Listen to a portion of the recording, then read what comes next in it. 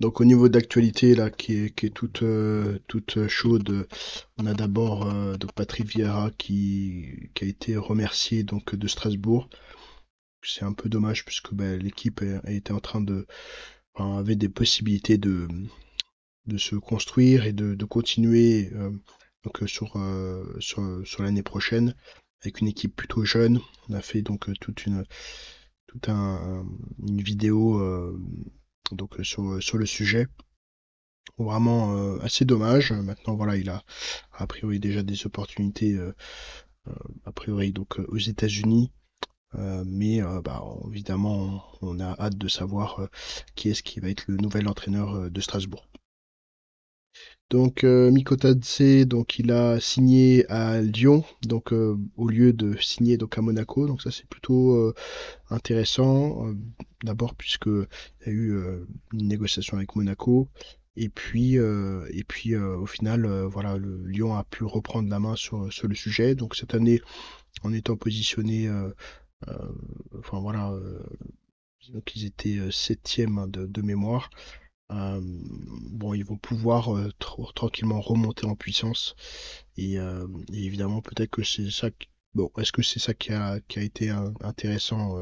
On sait pas trop, mais peut-être que qu'en tout cas Miko Tatse, il s'est dit bon voilà, j'essaie de faire par étape, par palier, mais il y a aussi l'aspect mais personnel hein, où il était très habitué évidemment de Lyon, donc il y a aussi ça qui a pu jouer.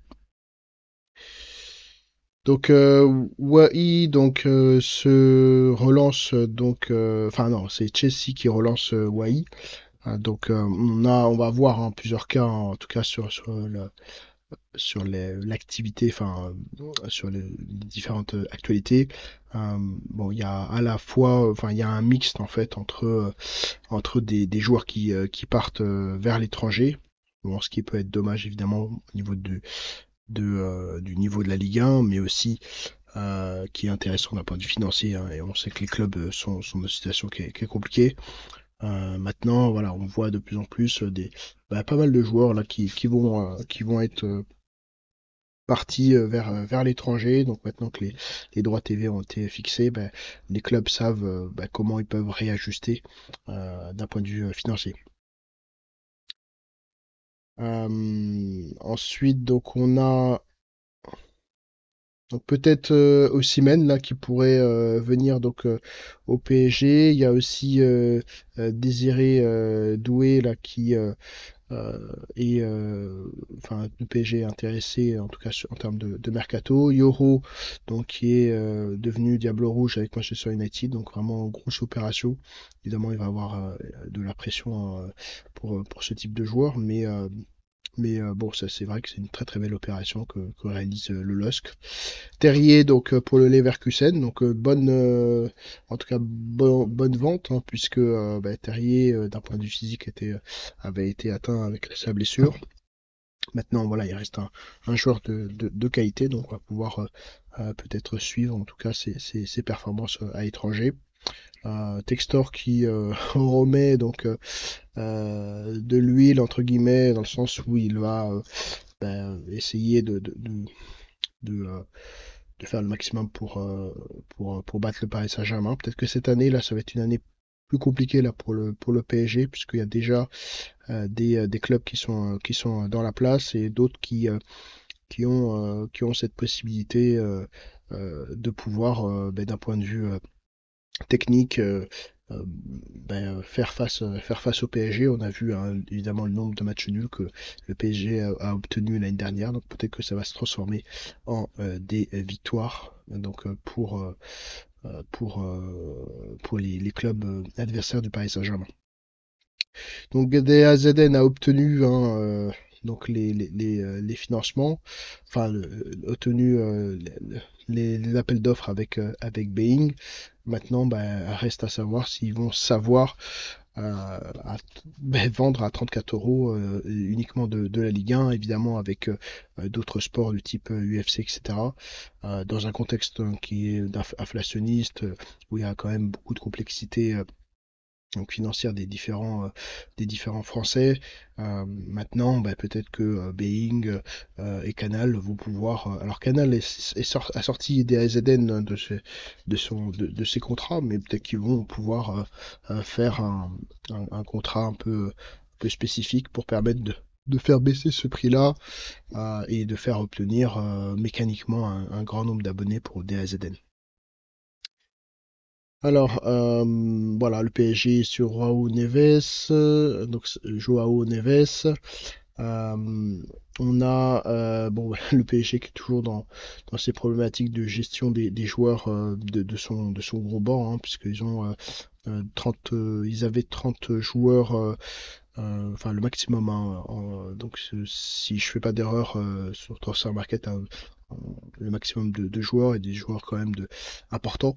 Donc évidemment, il va falloir gérer toutes ces individualités et ces bancs qui peuvent évidemment coûter cher. Le retour de Ndombele, donc on est très content. Il va falloir évidemment qu'il fasse le nécessaire pour se remettre sur les rails. Donc ça c'est vraiment super. Évidemment, il y a de point de vue des droits TV, bon, il y a un certain nombre de clauses hein, avec CVC notamment, on ne rentrera pas trop dans le détail, mais, euh, mais il va vraiment falloir que bah, tout ça puisse être une réussite. Donc, euh, donc là, ça va être avec les résultats obtenus et les frais qui sont associés à, euh, à l'exploitation, on va dire, de la Ligue 1, ça va être évidemment un des éléments qui vont être à regarder de manière très près. Voilà, après France Télévisions, donc qui s'offre un magazine consacré à la Ligue 1, donc ça c'est le service public qui met la main sur ce magazine-là. Et puis enfin, bon, des clubs qui s'intéressent à Bourigeaud, donc là on va se faire sortir quand même pas mal de gros joueurs, hein. Ça va être un élément important hein, sur le niveau de la Ligue 1. Voilà, dans cette recherche évidemment de, de financement, tout simplement.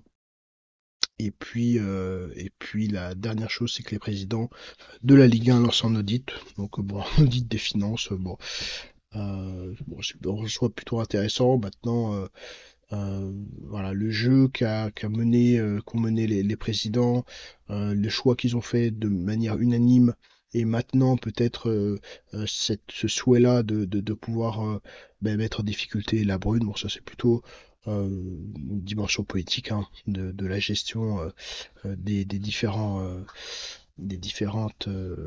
enfin voilà, des différents directeurs de clubs, présidents de clubs. Donc on verra ce que ça va donner dans cet audit pour la suite. N'hésitez pas donc à vous abonner, à liker, à partager, à commenter, voilà, pour soutenir évidemment le projet. Merci à vous.